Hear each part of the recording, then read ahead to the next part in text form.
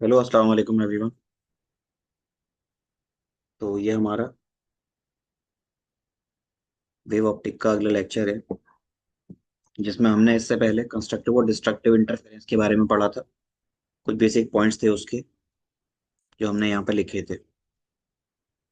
ठीक है, उससे आगे का कॉन्सेप्ट हमारा जो रहेगा, हम उसको रीड करेंगे अब। तो हमारी नेक्स्ट हेडिंग है resultant intensity due to two identical wave. एक छोटी सी हेडिंग है, resultant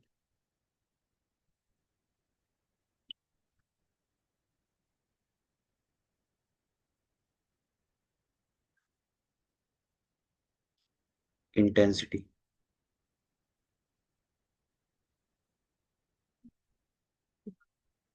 due to two identical wave,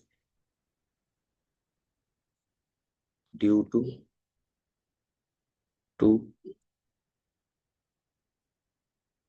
identical waves.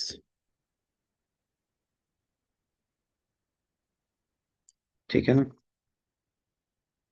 ये चीज़ हम ऐसा नहीं है कि पहली बार पढ़ रहे हैं, इस चीज़ को हम इससे पहले डिस्कस कर चुके हैं, लेकिन एक और बार इसको करेंगे। जब दो आइडेंटिकल वेव्स हैं, तो ये मान लीजिए कि दो आपके पास कोहेरेंट सोर्स थे अलग अलग, और उससे इंटेंसिटी निकल रही है अलग। तो उनकी वजह से जो सिग्नल इंटेंसिटी आपकी होगी वो होती है पहली इंटेंसिटी वेव की, दूसरी intensity plus two times of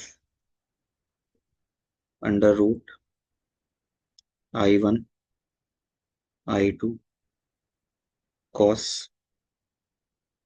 five, ये होता है।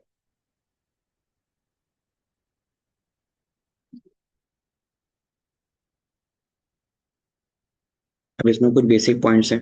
बेसिक पॉइंट में जैसे कि आप मान लो आइडेंटिकल होने की वजह से दोनों की इंटेंसिटी सेम होगी, तो इसको आप मान लो I0।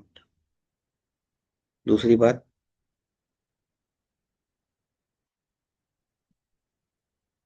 दूसरी बात ये है कि आपको आई इज इक्वल टू लिखना पड़ेगा I0 plus I0 plus two under root I0 का स्क्वायर कॉस फाइव, जो कि हो जाएगा two I0 plus two I0 cos five. यहाँ से आप टू I0 को कॉमन ले लीजिएगा, बचेगा वन प्लस कॉस फाइव। अब ये जो वन प्लस कॉस फाइव है, आपने एक आइडेंटिटी पढ़ी होगी कॉस टू थीटा की, वो बराबर होता है one minus two cos square theta. Minus होता है प्लस होता है, cos square minus sine square, one minus cos, cos plus cos, ये नहीं होता। वो होता है two cos square theta minus one. तो अगर आप उसको इधर लोगे तो ये हो जाएगा cos two theta plus one is equal to two cos square theta. अब ये कॉस टू थीटा की जगह अगर मेरे पास सिर्फ कॉस थीटा है प्लस वन, ये हो जाएगा two cos square theta by two. ठीक है, इस चीज को ध्यान रखिए। मैं यहाँ पर वन प्लस कॉस थीटा को, कॉस फाइव को इस आइडेंटिटी से रिप्लेस करूंगा, तो आपका जो आई है वो बराबर आ रहा है टू I0। इसकी जगह आप क्या लिख सकते हैं, वन प्लस कॉस फाइव की जगह आप इसकी जगह लिख सकते हैं two cos square five by two. तो ये बन जाएगा four I0 cos square five by two. ठीक है, बेसिकली ये एक न्यूमेरिकल टाइप की चीजें हैं। अगर क्वेश्चन आएगा तो आप इस तरीके से इसको शॉर्ट करेंगे। अब इसमें कुछ नोट पॉइंट्स हैं आपकी इंटेंसिटी को लेकर के। ठीक है, उसकी बात कर लेते हैं।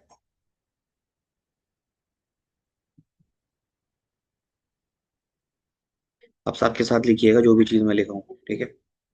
अगर बात की जाए, if interference redistribution of energy takes place in the form of maxima and minima, तब क्या करेंगे? यानी कि अगर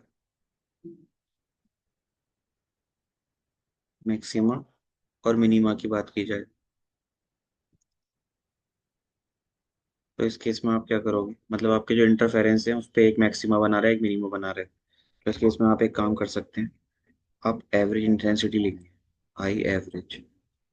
और आई एवरेज का फॉर्मूला होगा आपका, जितनी मैक्सिमम इंटेंसिटी है उसमें आप आई मिनिमम जोड़ दीजिएगा और डिवाइड बाई टू कर लीजिएगा। या फिर इंटेंसिटी डायरेक्टली प्रोपोर्शनल होती है एम्पलीट्यूड के स्क्वायर के, तो उसकी जगह आप लिख सकते हैं ए वन का स्क्वायर प्लस ए टू का स्क्वायर। तो ये एवरेज के लिए है।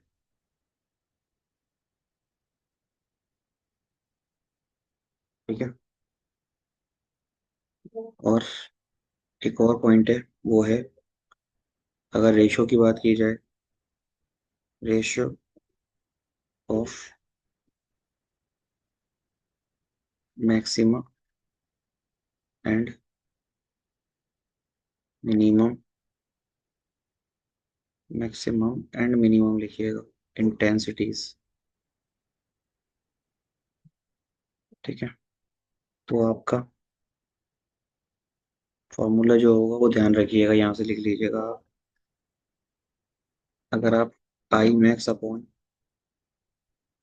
आई मिन करने जा रहे हैं, तो ये बराबर होगा, आई मैक्स निकालना मैंने आपको सिखाया था, वो होता है under root I one plus under root I two upon under root I one minus under root I two. इनका ना पूरे का होल स्क्वायर होता है। तो अभी क्या है, आप इसकी जगह और क्या लिख सकते हो? आप यहाँ इसकी जगह लिख सकते हो A one plus A two upon A one minus A two का होल स्क्वायर। ठीक है।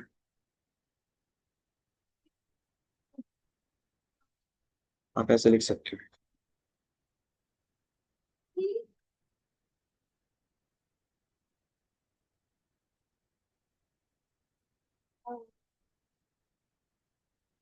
ठीक है ना?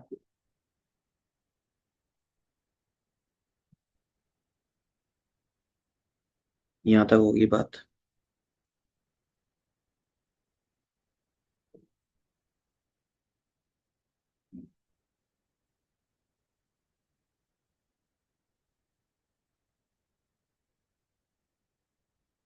देखिए, यहाँ डेरिवेशन है और इम्पोर्टेंट है ये। पूरा चैप्टर यहाँ से समझना है आपको कि यहाँ क्या बात हो रही है।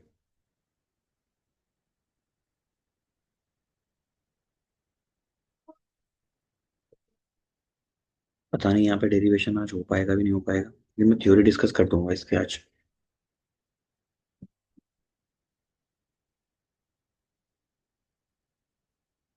सबसे इम्पोर्टेंट टॉपिक है इस पूरे चैप्टर का,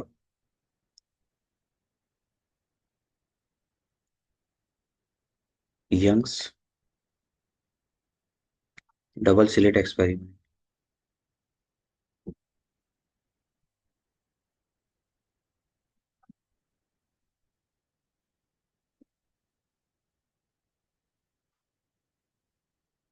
वो आप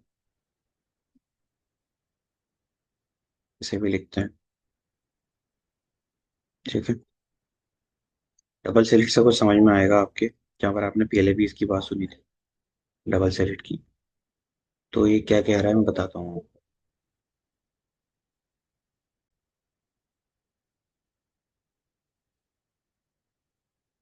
तो एक बार आप थ्योरेटिकली इसको समझने से पहले समझ लेते हैं कि यहाँ हो क्या रहा है और हम किस चीज़ की बात करने जा रहे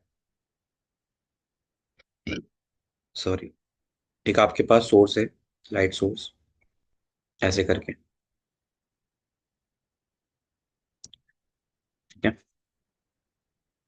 और यहाँ पर आपने ऐसे करके सामने कोई स्क्रीन लगा दी। उस स्क्रीन में बीच में आपने दो प्यारी प्यारी स्लिट दे दी। अब स्लिट कुछ लोगों के समझ में नहीं आती ये है क्या। एक पेपर में ऐसे करके दो लाइनें खींच दी आपने, जिसमें लाइट पास हो सके। तो ये सोर्स क्या करेगा, जब लाइट को यहाँ भेजेगा, लाइट इस तरह के पैरेलल वेव फ्रंट्स लेकर आएगी।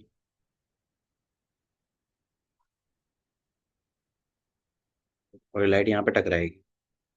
तो फिर टकराने के बाद एक लाइट यहाँ से निकलेगी, यहाँ से निकलेगी, यहाँ से निकलेगी। इस तरह से ये प्रोपोगेशन आगे की तरफ करती रहेगी। ठीक है। इसमें इंटरफेरेंस हो जाएगा लाइट का।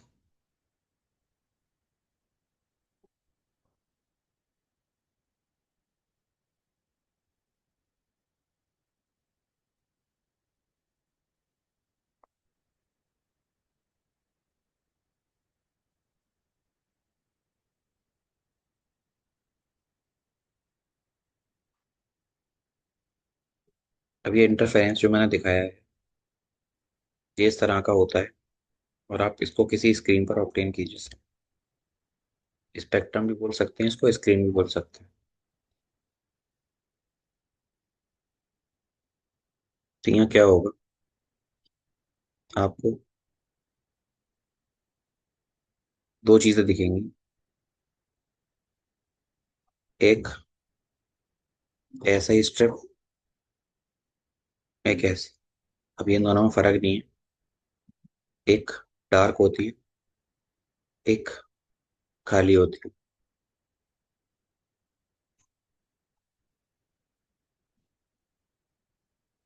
एक खाली,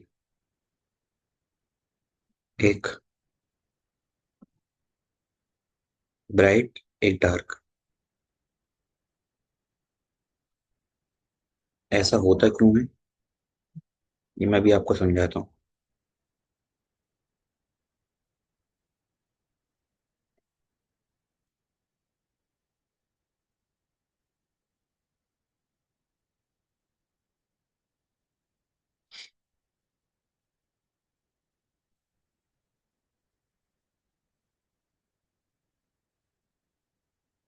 अब ये एक्सपेरिमेंट को इससे नहीं समझा, इस तरह नहीं समझ सकते हम। तो यहाँ पर जो ये मिडिल पॉइंट है ना इन दोनों का, तो यहाँ इस पे आइएगा। ये जो इसका मिडिल पॉइंट है वो ये है। ठीक है। ये इसको बोलते हैं सेंट्रल ब्राइट फ्रिंज। ये जो मैंने बनाया ना ये ये इन्हें फ्रिंजेस बोलते हैं। अब जो बीच वाला है इसको सेंट्रल फ्रिंज बोला जाएगा। तो ये आपका फर्स्ट डार्क हो जाएगा। नीचे भी लिख लेता हूँ फर्स्ट डार्क। अब आप इसके दूर दूर जाएंगे तो क्या होगा, ये आपका सेकंड डार्क है, ये थर्ड डार्क है, ये फोर्थ डार्क है। और भी होते हैं आगे तक इसी तरह नीचे। थर्ड डार्क, फोर्थ डार्क,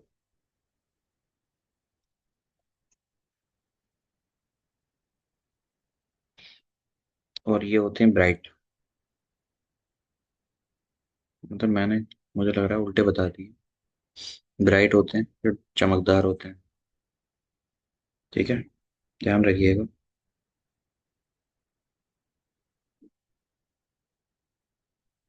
ये आपका ब्राइट होगा। तो ये आपका फर्स्ट ब्राइट, ये आपका फर्स्ट ब्राइट। एक होता है डार्क, जो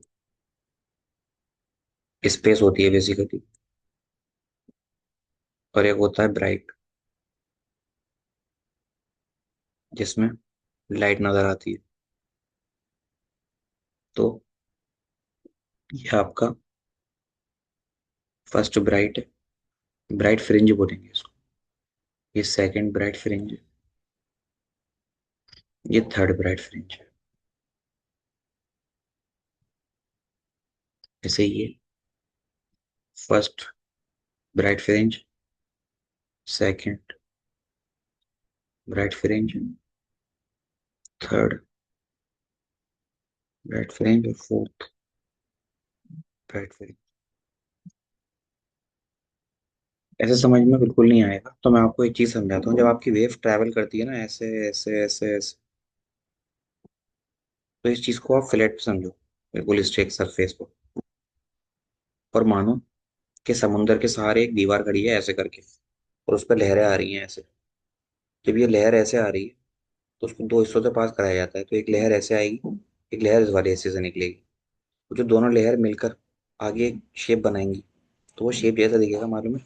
वो शेप अगर आप आगे से देखोगे, तो वो शेप आपको कुछ इस तरीके का दिखेगा। और अगर इसको मैं दीवार से टकराता हूँ किसी से, तो ये लहर का ये वाला हिस्सा टकराएगा, ये नहीं टकराएगा। ये टकराएगा, ये नहीं टकराएगा। ये टकराएगा, ये नहीं टकराएगा। जो टकराएगा, आप मानो कि वो गीला हो रहा है। तो क्या ऑप्टेन होगा आपको? इस तरह से आपके पास एक वॉल थी, उस वेल पे, उस वॉल पर मान लो इस हिस्से पर टकराए, इस हिस्से पर टकराए, इस हिस्से पर टकराए, इस हिस्से पर टकराए और इस हिस्से पर टकराए। तो ये गीला हो रहा है। बाकी ये जो पोर्शन है आपका, ये वाला, ये सूखा रह गया। मैं आपको सिर्फ समझने के लिए बता रहा हूँ, ऐसा नहीं है। वेव ऐसे ही आती है, लेकिन जब आप वेव को ट्रैवल कराओगे तो वेव आपको देखिएगी जरूर कैसे ट्रैवल कर रही है। इस चीज़ को 3D डायग्राम में देखोगे ना, तो वो कुछ कुछ इस तरह की ही मूवमेंट दिखाती है। अब इसी चीज़ को अगर आप वॉल से टकराओगे, तो उसका ये वाला पोर्शन जो है लाइट दिखाएगा, ये लाइट दिखाएगा, ये लाइट दिखाएगा, ये लाइट दिखाएगा, यानी कि ब्राइट हो जाएंगे सारे के सारे। Bright, bright, bright, bright. जहां पे ये वेव नहीं टकरा पा रही, ये वाला portion dark, dark, dark, dark, यानी ये डार्क, ये डार्क, ये डार्क, ये डार्क। अब इस चीज को जब आप देखोगे ना सामने से, तो आपको ऐसे दिखेगा कि यहाँ लाइट है, यहाँ स्पेस है, यहाँ लाइट है, फिर स्पेस, फिर लाइट, फिर स्पेस, फिर लाइट, फिर स्पेस, फिर लाइट, फिर स्पेस, फिर लाइट, फिर स्पेस, फिर लाइट। तो इस तरह का कुछ विजुअल्स आपको दिखेंगे डबल स्लिट एक्सपेरिमेंट में। अब यहाँ पर हुआ क्या है, वही मैं आपको समझा रहा हूँ कि जो वेव है ना, वो यहाँ यहाँ टकराई है, यहाँ ऐसे टकराती रही है, और इन हिस्सों में नहीं टकराई। वेव में इस तरह का इंटरफेरेंस होने के बाद में ये शेप बना है। तो ये आपकी ब्राइट फ्रिंज, ये डार्क, ये ब्राइट, ये डार्क, ये ब्राइट, ये डार्क, ये ब्राइट, ये डार्क।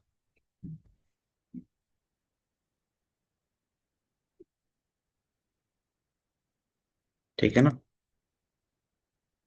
इसमें एक चीज इंपॉर्टेंट है, और वो है इंटेंसिटी। तो आपकी जैसे स्लिट यहाँ पर थी, ये, और आपकी सोर्स ने लाइट भेजी यहाँ से, 20 से इसी पॉइंट से लाइट भेजता है वो, तो ये आपका बनेगा यहाँ। तो जो लाइट की इंटेंसिटी होगी, सबसे ज्यादा इंटेंसिटी होती है इस पॉइंट पर। ठीक है, उसके बाद अगले वाले के लिए कम हो जाती है, अगले वाले के लिए और कम, और कम, ऐसे ही यहाँ पर उतनी, फिर कम, फिर कम। मतलब इससे कम ही रहेगी भाई, थोड़ी सी ऊपर बना दें। तो अगर मैं इसको, आप चाहें तो मैं आपको एक वीडियो सेंड कर दूंगा, उसमें साफ साफ आपको दिखेगा। अगर एक्सपेरिमेंट आपका इस तरीके से लगा हुआ है, यहाँ से रेट है, ये बीच का पॉइंट है और ये से रेट है, अब ये बीच की स्पेस आपको बहुत ज्यादा दिख रही होगी, लेकिन इसमें ज्यादा फर्क नहीं होता। ये डिस्टेंस है ना ये वाली, ये डिस्टेंस ऑलमोस्ट dx होती है, इतनी ही रखते हैं। तो आपको यहाँ पर जो दिखेगी लाइट, उसकी इंटेंसिटी काफी ज्यादा हाई होगी। फिर उसके बाद वाली की थोड़ी सी कम, उसके बाद वाली की उससे कम, उसके बाद उससे कम, फिर उससे कम, फिर उससे कम। इसी तरह से ये चीज इधर भी होगी, इतनी, फिर इतनी, फिर उससे कम, फिर उससे कम, फिर उससे कम। ठीक है। तो आपकी इंटेंसिटी मैक्सिमम यहाँ पर होगी, यानी कि सेंट्रल फ्रिंज की तरफ। अब ये चीज ना, ये एक्सपेरिमेंट जो था यंग्स का, ये सिग्निफाई करता है, यंग्स का एक्सपेरिमेंट, कि आपने जो क्रोमेटिक लाइट भेजी है, जो कोहेरेंट है, वो आगे जो ट्रैवल कर रही है, किस फॉर्म में ट्रैवल कर रही है? In the form of wave. तो ये एक्सपेरिमेंट लाइट के वेव नेचर को जस्टिफाई कराता है। ठीक है। जिसमें आपको ये चीज बनानी होगी। आप चाहें तो मैं इसको आपको और अच्छी डायग्राम में भेज दूंगा। ठीक है, लेकिन ये बनाना होगा, बाकी सब चीजें समझने की हैं आपके। ये ग्राफ भी इंपॉर्टेंट है। तो इसका स्क्रीनशॉट ले लो, मैं इसको हटा रहा हूँ।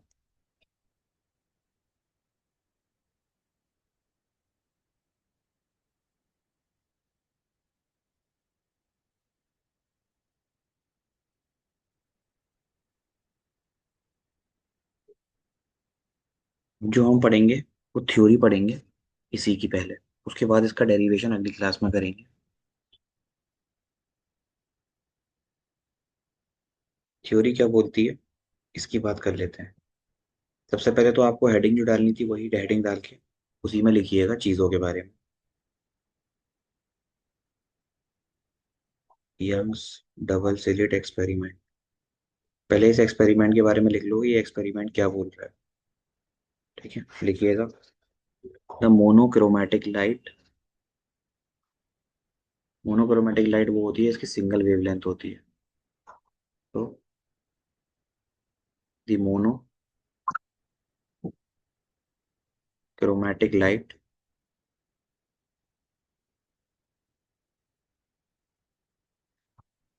ऑफ सिंगल वेवलेंथ, पॉज कर करके लिख लीजिएगा, मैं थोड़ा तेज बोल देता हूँ। ठीक है। The monochromatic light of single wavelength falling on a too narrow slit, falling on the too narrow slit। उन स्लिट के नाम लिख लीजिएगा ब्रैकेट में। स्लिट वन को S1, स्लिट टू को S2, जो आपने ये बनाई थी ऐसे करके। बीच में ये स्लिट जो दी थी ना, बीच में स्लिट S1 और S2। बेसिकली ये स्लिट कैसी होती है मैं आपको एक बार समझा देता हूँ। एक पेपर ले लो, उस पेपर में दो जगह ब्लेड मार दो सीधे सीधा, तो आपकी स्लिट देखने में आपको ऐसी दिखेंगी, ऐसी और ऐसी दो स्लिट दिखेंगी। बस ये इसमें गैप बहुत कम रखना। ठीक है, ऑलमोस्ट dx की बराबर। तो इसमें से लाइट पास करा रहे हैं। S1 एंड S2 कॉमा लगाकर लिखिएगा ब्रैकेट बंद करके। Which are very close together,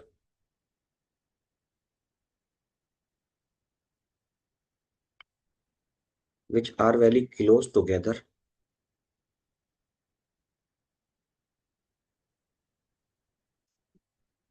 and they are act as coherent source, and they are act as coherent source.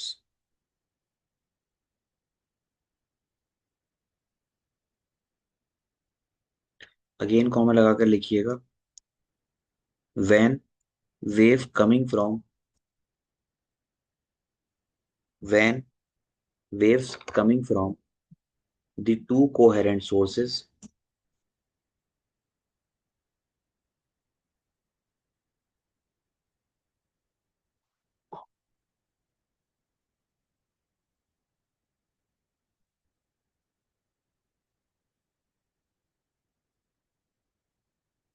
when the wave are coming from the two coherent sources.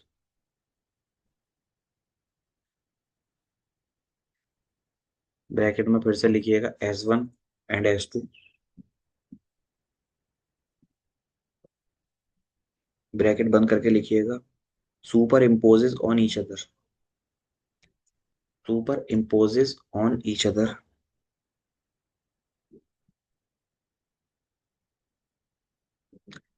Again comma लगाइएगा और लिखिएगा an interference pattern is obtain, an interference pattern is obtain on the screen,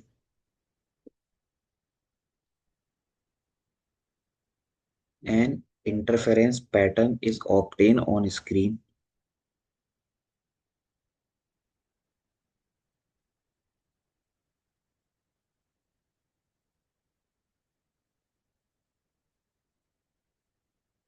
full stop. As a result, as a result in the Young's double slit experiment, ये लिखिएगा YDSE, as a result in the Young's double slit experiment, the alternate bright and dark, the alternate bright and dark bands are obtained on the screen. Alternate bright and dark bands are obtained on screen.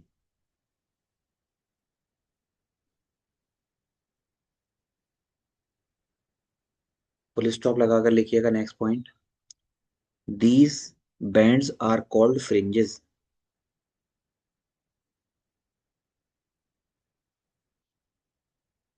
These bands are called fringes.